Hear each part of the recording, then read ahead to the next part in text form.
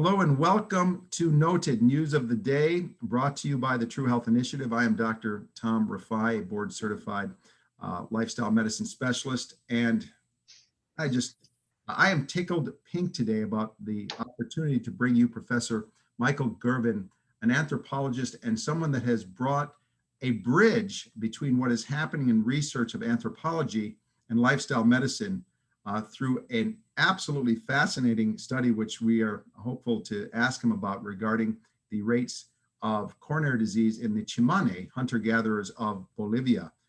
Welcome, Professor Gurven, to Noted. Thank you so much, Tom. I'm really happy to be here and talk to you and your listeners.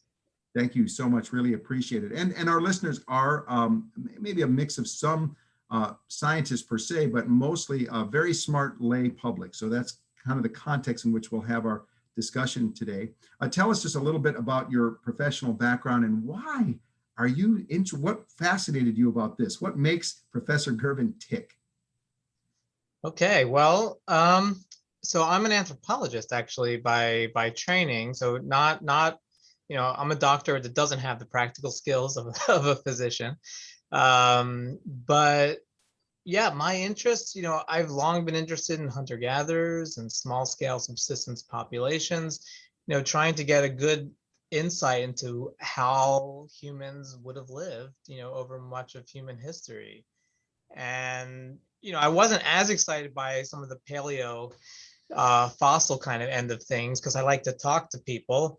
And of course, small scale subsistence populations today are not living fossils, right? They're contemporary modern humans, just like everyone else. But it's the closest glimpse for seeing how people that are living off the land, that are, if you don't move your physical body, you don't eat. And so the closest glimpse for that long-standing human condition comes from living and working with these kinds of populations. And so it's always something that has fascinated me. I didn't actually focus on health and aging though at first, and it was very indirect. My first interest was actually, thinking about, in a world with no insurance policy, what do you do if you accidentally machete your leg and you can't walk? What do you do when you, after the long day's toil, and you come back empty-handed with nothing to eat?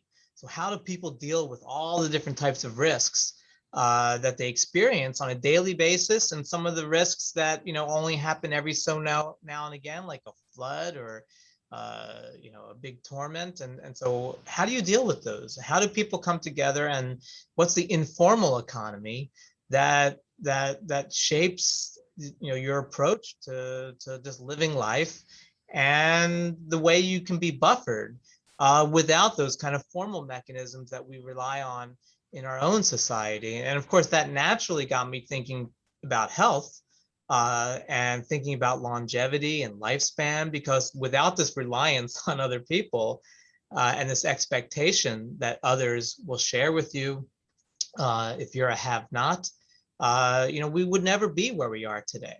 And this is kind of embedded in the human condition. And so that was my kind of entrance into really then kind of this eye-opening aspect of of health and disease and aging, and realizing we actually don't know hardly anything about health and aging in the long period of human history, the conditions in which we live. In fact, so much of what we know and what we've studied about health and longevity and aging, well, aside from our model organisms like the flies and the nematodes, it's with people like you and me, people living in the industrialized world, living under very different conditions that we lived in our most of our human history. And so that was kind of the big open. It was like a blank page. What can we say? What can we learn about health and aging in small scale subsistence populations? Absolutely fascinating. And a little bit about the background where you establish your base education and where you're working now out of. Sure. So originally I'm an East Coaster, so from Philly boy, born and raised. But I ended up in graduate school in New Mexico.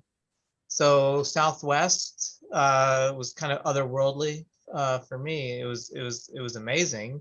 And there, I work, closely with Kim Hill, was my main advisor, and he had been working with this group in Paraguay, the Ache.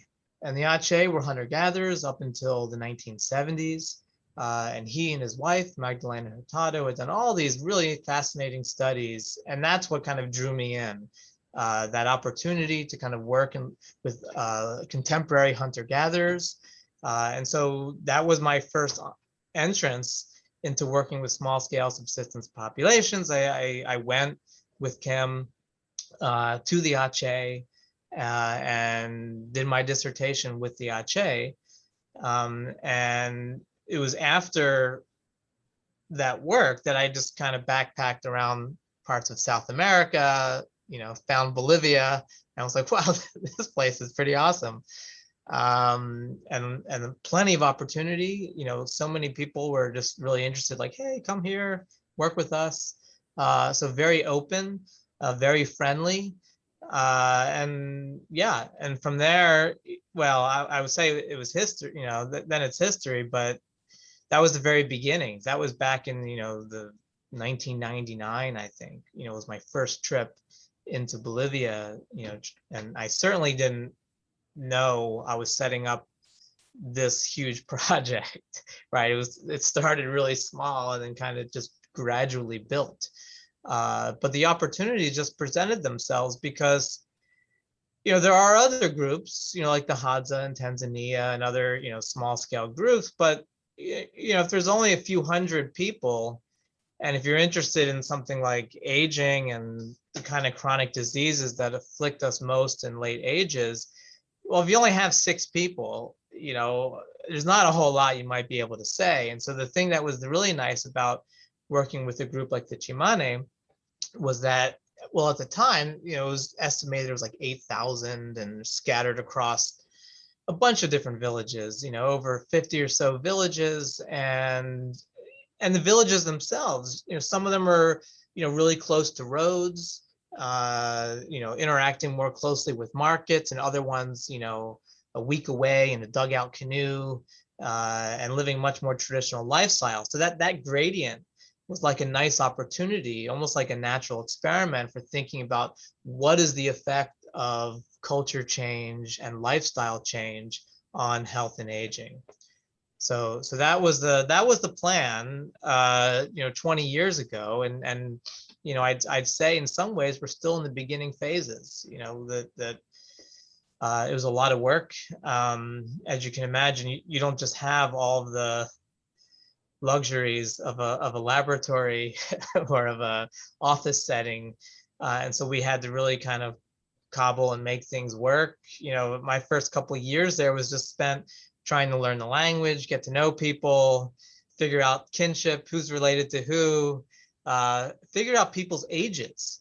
We could spend the whole hour, we won't, but just how do you figure out people's ages when people don't count age, right? It's not like a little factoid that defines who you are. In the same way that it's second nature for us to know our age and lie about our age. So yeah.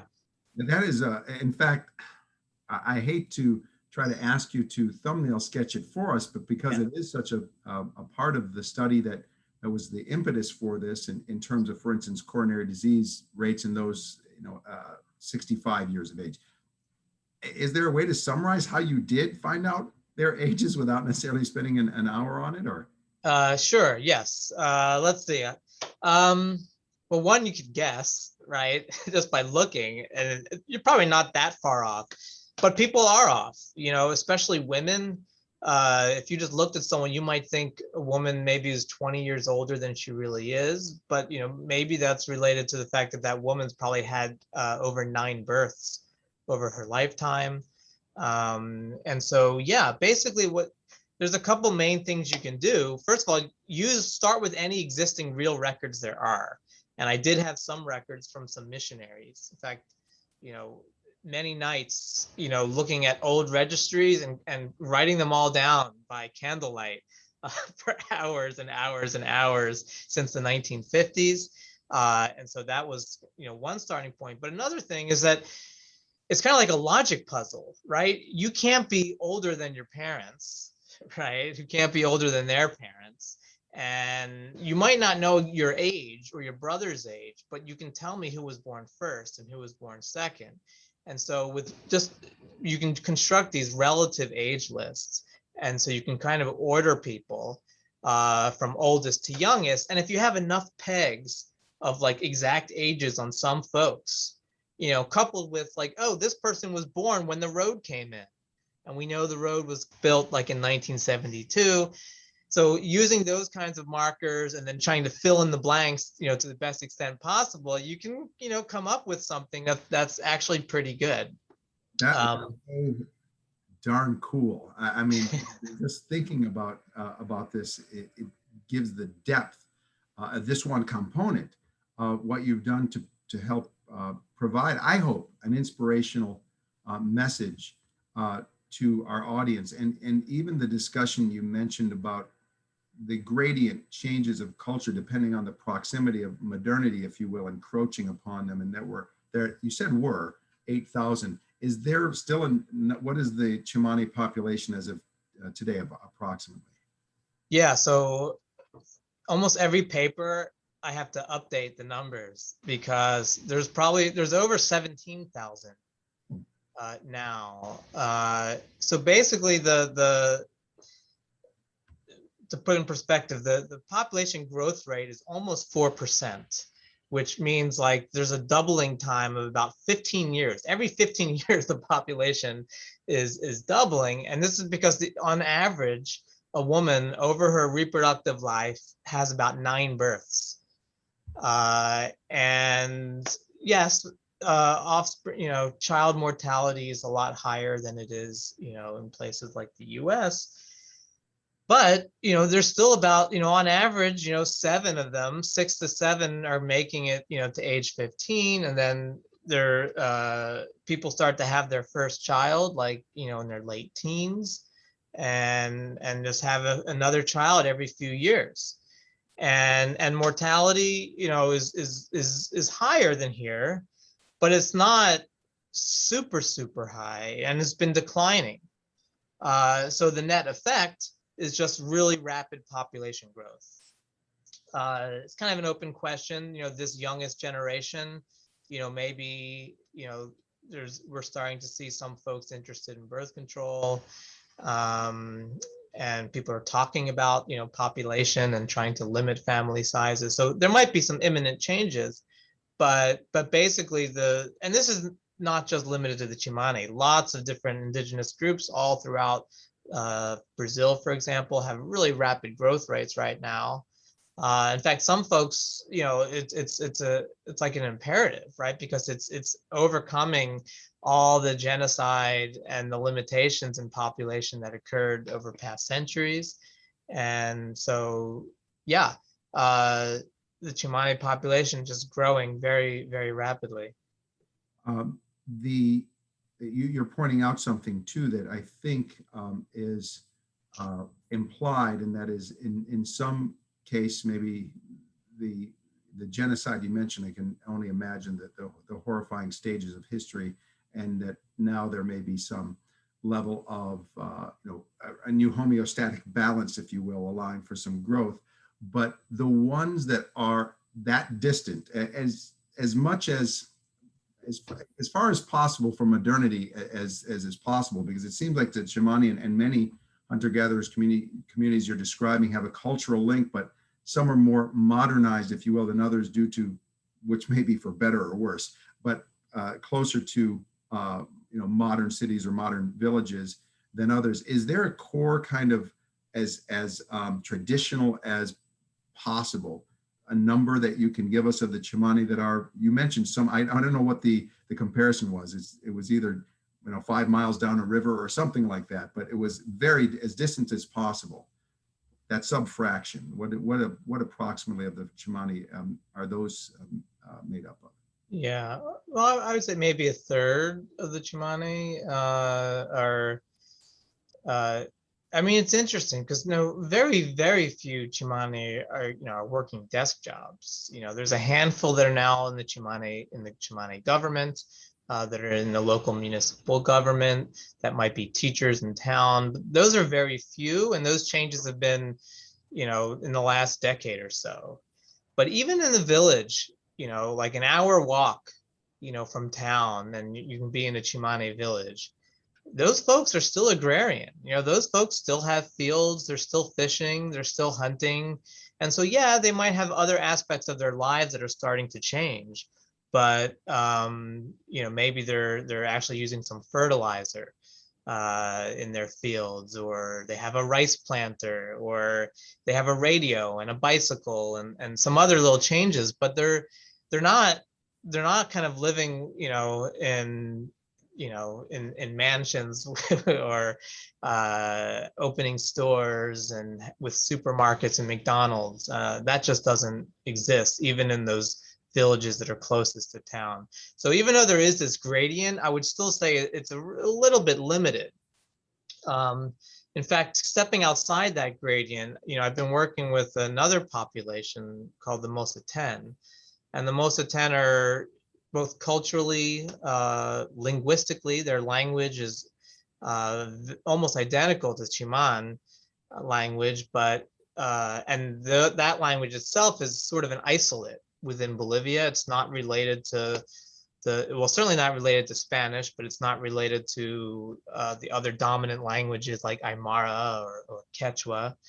And the Mosaten are kind of like, if you were fast forward, I think about 20 years from now, it's what the Tsimane could look like.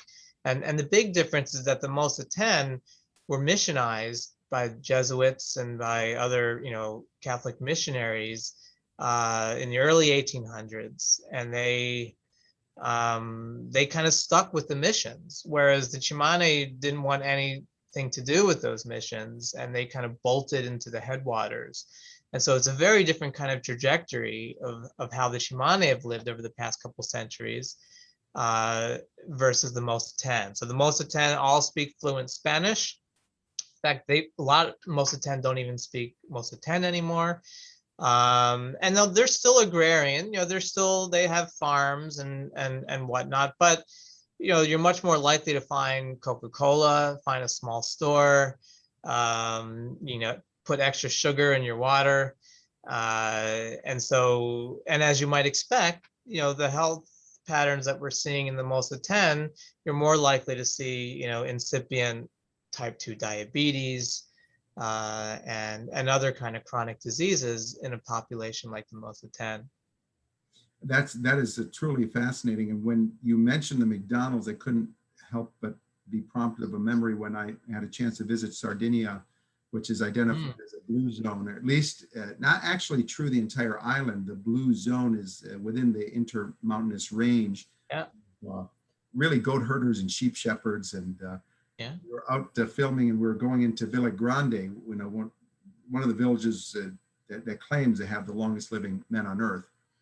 And we saw a beautiful vista, and we stopped to film it. And literally without plan, we walked out of the car to start filming, and there was only one piece of garbage strewn on the side of the road, and it was a McDonald's bag. And it was just an unbelievable moment on film where I spontaneously picked this up and said, this is the beginning of the end of this culture. Let's go in and grab the film before we lose them too. And similar here, the causes of death you mentioned. I mean, it would be presumed that since there's such relatively low levels of chronic disease, that we're seeing, what are the prime, other than infant mortality on one end, on the more elderly end, what are the prime causes of death of the Tsimane? Right. Yeah. So basically, at almost all ages, just a variety of different infections make up about half the deaths at all ages. And when we first kind of these results about minimal heart disease and people are very unlikely to die of heart attacks and strokes and things like that, the first kind of critique is like, well, sure, a medical team shows up, you don't see very many old people. If you had more old people, maybe you'd see more of these events. Or yeah, maybe because, if you have these conditions, you don't live very long with it. And so unless you stay in a village for a while, you're just not going to see these kinds of events because the case fatality rate is really high. And neither of those things are, well, it is true. Half the Tsimane population is under age 15. But we can look at the older adults. We're pretty much working with almost everyone over the age of 40. And because the population is large enough, we do have a good number of folks who are over the age of 40, who are over the age of 60, even over the age of 70. And we can look and no, those folks don't have, much heart disease either.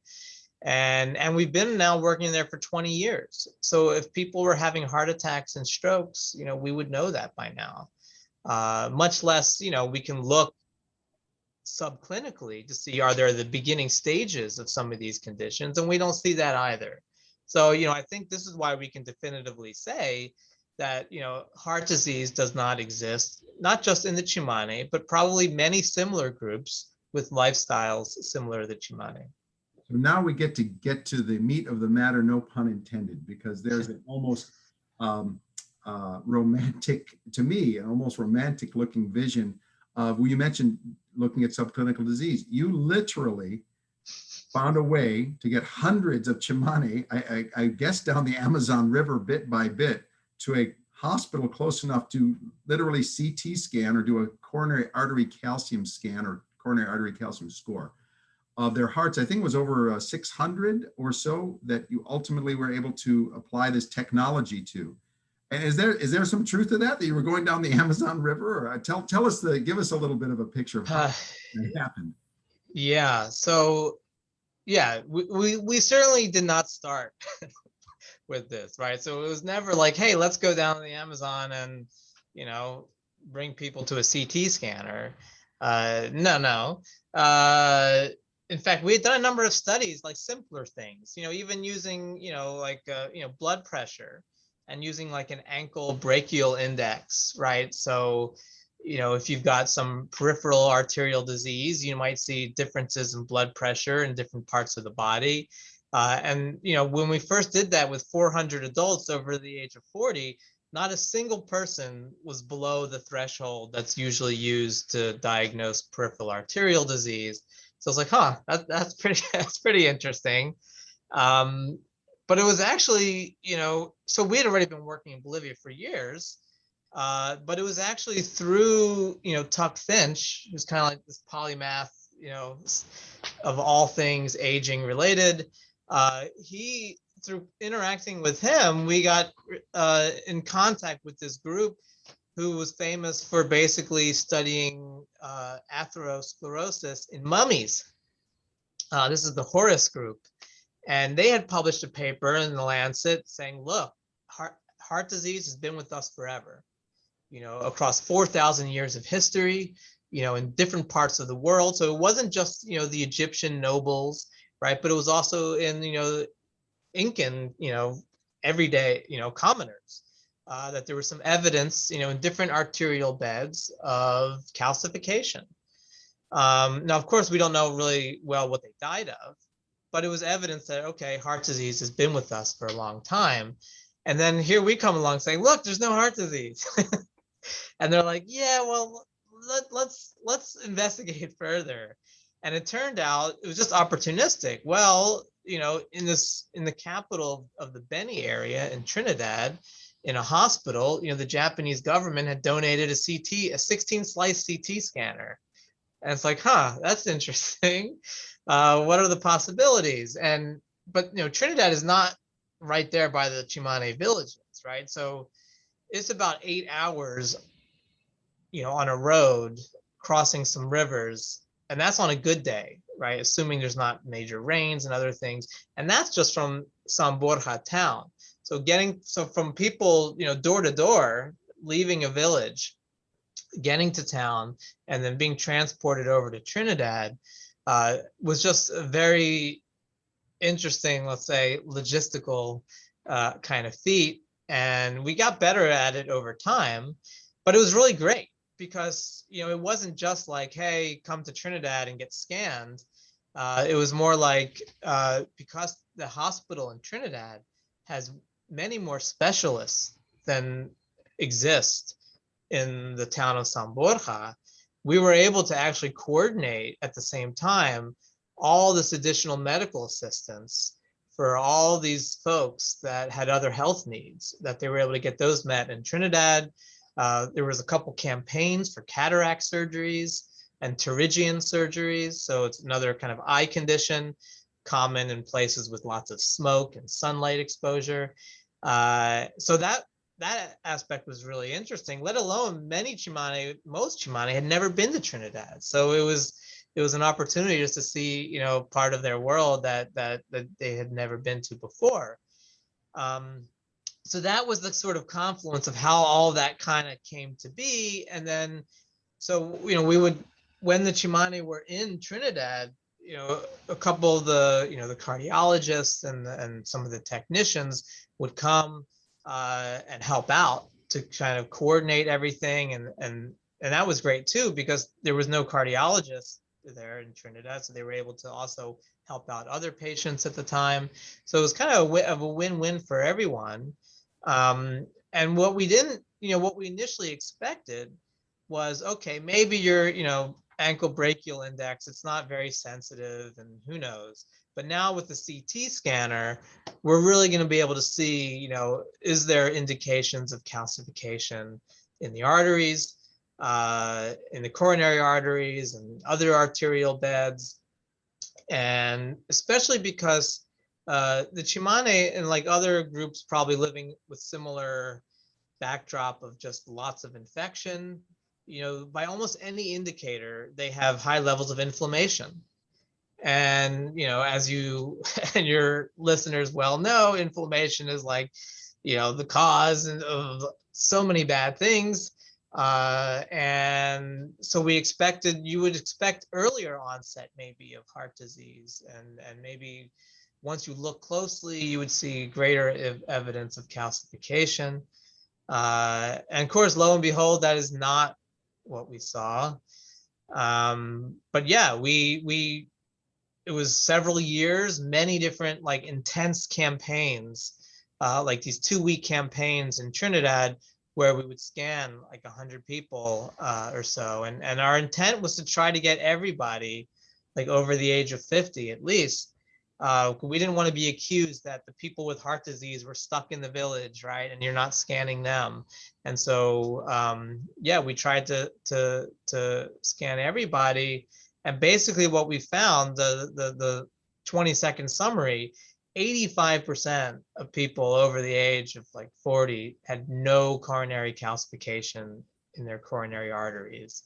Even at age 70, it was like what, 8% or something, whereas over half of Americans will have calcification, and usually at a level that's, you know, moderate to high. Whereas the Tsimane, even when they did have some calcification, it wasn't very much. I remember looking at the way that, I can't remember the age cutoff, but something on the order of where almost 70% of Americans, I think it was something around 65, would have calcium. It was less than 1 in 5. And then I'm sure the burden itself was less also. I mean, it's not just black or white, you know, it's what's the score. So this is really getting us to a point. And don't worry, listeners, I will be asking the professor in a bit, you know, what do they eat? We'll get there. Hold on a second. We're almost there. But I have to comment that, you know, in medicine, when we look at inflammatory markers, and we may get more specific with certain ones, but certainly with high sensitivity C-reactive protein, it seems to be more a measure of smoke, but where is the fire? So some other experts I've been discussing with this, that the smoke, the fire is not in their arteries. The fire may be all these bites and infection, you know, what they're getting bitten by. And that can obviously raise inflammation, but it's a smoke that's not coming from a fire of the arteries. It's coming from a fire of, hey, you're getting bitten a lot. That could be one, but it certainly didn't seem to reflect smoke, if you will, from fire of the arteries. That didn't seem to be consistent. And so this really feeds well into, what is the chicken and what is the egg. And, ultimately we probably believe, although you can clarify for me, that they are a relatively physically active group, but I'll bet you there's gradations there on who might be responsible for more foraging and moving and so forth. But we'll presume that there's a certain level of average, higher level of natural movement. And that would be consistent with the blue zones, whether it's the farmers of Nicoya, Costa Rica, or the goat herders and sheep shepherds of Sardinia, or the gardeners of Okinawa, or whatever. But when it comes to the food, we now have to kind of, ask the question. We're an organization, whether, for what it's worth, what we've seen in terms of modern eating and disease, that seems to, we think, lean towards a plant predominant, not necessarily at all plant pure. That could be the case if somebody wants to do that, but there might be some caveats there, whether it's vitamin B12 or otherwise, but certainly that's possible. But the kind of plant predominance of the blue zones, and we're really kind of wondering, and based on what I read, I thought, but I'm happy to be corrected, that there tends to be, of course, there's bushmeat and imagine fish, or you'll clarify, animal sources of nutrition, but there is a large fraction of plants, if you will, and we'll get to the 5% fun zone, what I call it, and how if you will, what I abbreviate CRAP, and please, it's just an acronym for calorie rich, refined, and highly processed. It just happens to sound like the other word. And I also admit it that I need a little bit of crap myself, so it's not a judgmental word. Sure, it's a coincidence, that acronym. It's totally a coincidence. There's a story behind it, but that was rooted in irony and humor, but it grew a bit from there. That being said, what is the typical, if you can, kind of overview of the Tsimane eating pattern? Is it in fact plant predominant and high in fiber? Right. So it is high in fiber. Now, I guess it's, when we think of plants, certainly if you're thinking about like, giant salads and lots of lettuce, well, yeah, there's not that, right? In fact, there's some interesting kind of aspects. The Tsimane diet is not very diverse in many ways. Even though like the Tsimane, they can identify, hundreds of plants, and there's like over 50 species of, fish, and 30 species of animals. But we found that basically like 9 items like make up, 3/4, or so of the Tsimane diet. So in terms of diversity, it's actually fairly low. There's very minimal actually leafy greens, but there's lots of carbs. 2/3 of their calories are carbs, but not refined carbs, right? They're complex carbs. So cassava or sweet manioc root, is a big kind of staple. Plantains are an also very big staple. And then the other one, which is, well, it's traditional in the sense that it's existed now for, probably a couple centuries, but, was introduced originally, I think, by the Jesuits, which is rice. But again, it's not like heavily processed rice, right? So it's yeah, in terms of, complex carbohydrates is, making up the big bulk, of the diet. And meat and fish are also eaten in abundance whenever they're available. But in terms of overall calories and percentage of the diet, the amount of fat in the diet, all fats, but also especially saturated fats, it's about half, or so of what, Americans typically eat. Proteins, they Tsimane eat more protein actually than we do, and more carbohydrates. So yeah, the big difference in terms of macronutrients. We did kind of, to the best that we could, kind of like try to make some inferences about micronutrients, and there doesn't seem to be any major micronutrient deficiencies. Maybe a little bit, some calcium and a few others. But for the most part, people are fairly kind of robust. I mean, the average BMI is actually 24 for adults, which, is not super low. We're not talking about people like with BMIs of 18 or 19. And I'm sure your listeners know 25 is often used as a cutoff for overweight. And even though those are controversial in different contexts, still, you don't look at a Tsimane and think, oh, this person needs food. In fact, that was actually another surprise. We did thousands of these like 24-hour, recalls. Tell me everything you ate, yesterday. Start from the beginning of the day. We walk through the day, and Tsimane life, it's not boom or bust. In fact, very few, under like maybe 5%, where people had like very few, like less than 1,000 calories a day, for example. Now, if you ask people though, they might say they're hungry or they have food insecurity because they're focused on meat and fish. Because people will say they're hungry and that like right behind them is a bunch of plantains just kind of hanging. But that's just kind of like, yeah, of course there's plantains. There's always plantains. So yeah, but in terms of daily calories, we actually calculate that the Tsimane probably eat more calories per day than we do. But then again, they're also very physically active. On average, the adults, we kind of calculate about 18,000 steps a day. If you were to clock people, and that's an average, right? So, if you're 25 years old, a 25-year-old man, you're probably like 23,000 steps. But yeah, even older adults, are over 10,000 steps for sure. So definitely more physically active. And one thing that's also interesting, going back to some of those infections, but just in terms of your resting metabolism, we estimate about 10% of that is really just because of, fighting infections. There's an elevated metabolism from just your immune system doing what it evolved to do. And so, yeah, I think that kind of summarizes a bit the Tsimane diet. And the analysis we did, because we've been lucky to be doing this for years now. Even in the last 5 years, 5 to 10 years, we've noticed some changes. We had an acronym, not as cute as crap, but I think it was called LOS, like lard, oils, and salt and sugar. And there's big time elevation increases in those in the last 5 years. And some of it is interesting because it just comes from changes in technology. It used to be that these outboard motors were really hard to get, and they were expensive and they broke down. And now there's these cheaper ones called peki motors. They're cheaper to get, they're easier to maintain. And so there's many more of these kind of motorized boats on the river. And so there's just more kind of merchants going up and down the river. Tsimane themselves can go down and travel to other places where they can sell goods and obtain these kinds of goods. So there's just been a big increase just in the last decade of those types of foods coming in.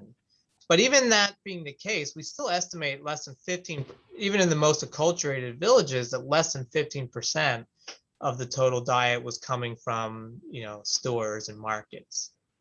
This is just absolutely fascinating. So I think some of the things we can point out as really highlight points. First, let's a plan for increasing your metabolism should not be to go out and seek getting the same level of infections as the Tsimane have to fight against all the time. But the fact is that is true. That's a revving up of a component of the physiological system that may contribute to calorie burning per se. But the 17 to 18,000 average in the physical movement probably stands out. Although the exercise paradox, as the study from the Hadza, I'm sure you saw the relative conservation of calories, has led that, since they're higher calorie intake, they look robust, and they certainly don't generally, the Tsimane, look like they're starving at all. The carbs that we're talking about and the 9 items that you discussed making up 3/4 is also consistent with Blue Zones and EPIC data, where we saw it was the variety, it wasn't the variety, it was the volume of fruits and vegetables that somebody ate, for instance, that was more important than the variety. In fact, the fact that they have a lesser intake of fat is notable, probably more because just a hard to find refined foods, I suppose. But the meat and fish, everyone is probably going to presume is obviously not farmed. It's wild fish that they catch, and they have to, and it's bush meat, I suppose, that we're talking about in terms of meat, and their physical activity levels may actually, justify, maybe even set up a kind of desire for protein because of the need to maintain muscle that's constantly working. But I found it interesting that you said, we have this abundance of food, but there's a certain amount of flesh, protein. I like to use the more literal terms because, protein can be from a bean, I suppose, that there is a human kind of desire for that. I'd love to, hear more about whether you think that's the case. In terms of legumes, in any way, shape, or form, are legumes, any bean, lentil, or pea, part of what the Tsimane eat, or is it in the kind of the root vegetable and whole and grain type of category versus any type of bean or lentil or pea or any legume? Yeah, I would say, it's definitely much more roots and grains. In fact, there was a legume, like a cowpea, that was introduced to the area by an agronomist as a substitute, right? Because in some of the villages near town, these villages that are semi-permanent, with population growing, you have to go further and further out to go hunting to be successful. So there's not a whole lot of game in those areas, and so there's a need for protein substitutes, and these beans were kind of introduced, and unfortunately they weren't terribly successful. The Tsimane said they don't have meat to eat it with. And people are sometimes very conservative when it comes to diet, and so introducing a new food that's outside the standard was a bit hard. But since then there's been a little bit of introduction of some beans and things like that, but not very much, and so it's fairly minimal, I would say. And of course, I think we've confirmed here that this is all essentially, other than what modernity might be bringing, wild game. I mean, wild and naturally fed sources of flesh, if you will. Yes. Might have implications for even the type, even though it's less overall fat, even the type of fat that they eat. This is fantastic. So I guess we come down to crap and asking the question, because the question is in lifestyle medicine, there are camps that believe zero tolerance is necessary. I will fully and freely admit, as a flexitarian and someone who is in recovery and managing, their binge eating disorder, and lost my youngest brother to binge eating disorder, and seeing the really potential negatives of restriction, especially when it's constantly around you, to expect someone to have zero tolerance. Not really, in my opinion, work very well. The question becomes, this is barring the growing amount that I think you're implying, if this keeps going at this rate, we might not see the health that we saw in the past, but that there is some reflection of the great health that the Tsimane have that has accommodated at least a little bit of CRAP, or the acronym that you use. And by the way, feel free to use CRAP, C-R-R-A-H-P, calorie rich, refined, and highly processed. We just published it in the American Journal of Health Promotion. What is that average? You mentioned 15% kind of at the highest. I think that was in terms of store-bought foods, and we could presume some of that might be, minimally processed, but I imagine, maybe I'm wrong, that they would use that opportunity to get things they couldn't get in subsistence. Mm-hmm. And so is there an estimate? Is it somewhere around 5%, if you will, that's the really high, calorie rich, refined, and highly processed? Is there a certain number that we've got? Yeah, well, it's probably about, it's under 5% for sure as an average. And I think, even with the increases, it's well, I'd have to look it up to remind myself, but it's definitely still under 10%. But even then, that numbers might change, and it's pretty variable, and more so on the most of 10. So one thing that we don't really see in the Tsimane, though, is soda. right? So that doesn't really exist, but they do have, Yuppie, like these little kind of like sugar packets, basically, that you can mix with water. And I actually think we probably underestimated some of that, because it's kind of like if I ask you, first of all, if you're not used to me asking you everything you eat, throughout the day, you might not mention everything that you've drank. And so, these are kind of rough guides. But I think that the important point, though, is that it's not that all the major foods are being replaced that is going to maybe start harming health, but it's going to be these additives. So you can still have a somewhat traditional diet, but then you're supplementing it with all this sugar water and extra salt. And now you have all this cooking oil, and you never used to fry your rice. Why do you fry your rice before you make a stew? Tsimane do this now. Everything gets fried, if you have the oil. And now you're more likely to maybe fry your plantains than to boil them or to roast them.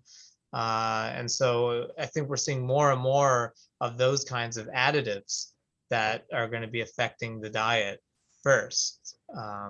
What is the primary oil they use? Is it soybean oil or vegetable oil or corn oil, or what is the oil? Yeah, I think it used to be more corn oil, then it kind of swapped out to soybean oil is the kind of dominant variety. There's lots of soybean farms throughout the country, and so that's kind of been the dominant bulk, tin you get of oil these days.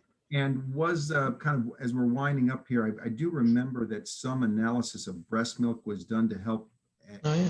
the analysis of what they ate. How did that help clarify a bit further their actual diet? Yeah, well, one thing we were interested was the fatty acid contents, and I'm sure you and your listeners well aware of omega-3s and how wonderful they are, and omega-6s and how not maybe as wonderful they are, and that ratio, and how everything we eat is corn, and so we have many more omega-6s versus omega-3s, and the Tsimane, that ratio is much smaller. There's much greater proportion of omega-3s relative to omega-6s than we see in, say, the typical American diet. And so, there's so many. I'm glad you didn't actually pinpoint, say, well, given all these aspects of the diet and all these infection and physical activity, why, are the Tsimane so, healthy when it comes to chronic diseases? And, my answer would be yes. It's like it's a combination of all that, and I don't know if you just tweak a little bit. So like, someone on the web is already trying to commercialize the Tsimane diet, right? Because this must be the reason why. I was like, yeah, well, maybe eat grubs or something. Then that's gonna make your heart healthy. No, and it's hard to know. It could be that certain aspects of the Tsimane diet, if they weren't very physically active and didn't have other aspects of their lifestyle, maybe that diet wouldn't be the healthiest thing in the world. So yes, this does mean we shouldn't be running to infect ourselves with worms. We shouldn't be, eating 3/4 of our diet as rice and manioc. But I do, that being said, I think kind of like your flexitarian philosophy, it's kind of being commonsensical about it, right? One thing you can say that's common with the Tsimane diet is, the traditional Tsimane diet is, nothing refined, no trans fats, no, and minimal, saturated fats, and things aren't super heavily salted. And I think one can kind of be, reasonable. And my guess would be that given that kind of diet and you're physically active, you can probably get away with a bit more. And, and the lesson with the heart disease study, it's true that even though it's minimal, there is still some evidence of calcification, but that's not what's going to kill you.